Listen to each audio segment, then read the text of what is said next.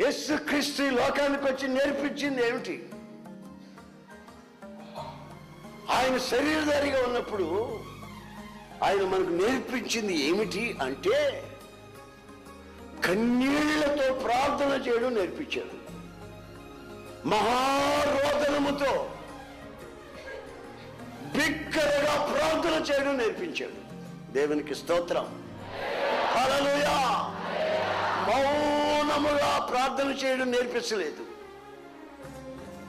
తల కిందేసి వెనక పైకెత్తమని లేదు. ఎక్కడికో నేను ఒక దగ్గరికి వెళితే అక్కడ ఉన్నటువంటి 50 మంది తల కిందేశారు, వెనక పైకి ఎత్తున్నారు. ఇట్లా ఇదేమిటి అన్నా? ప్రార్థన అన్నారు.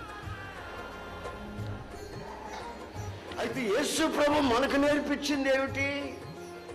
ఆమేన్. ఏముంది వాక్యంలో? మహారోదనముతోనూ కన్నీళ్లతోనూ ఆయన శరీరీతిగా ఉన్నప్పుడు, శరీరముతో ఉన్నప్పుడు తను మరణములోంచి విడిపించడానికి ప్రార్థన యాచన చేస్తున్నాడు.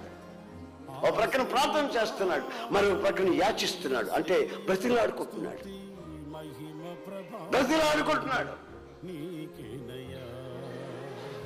పండగకి వస్తారు కొంతమంది అడుక్కునేవాడు. అయ్యా పండగ, అయ్యా పండగ,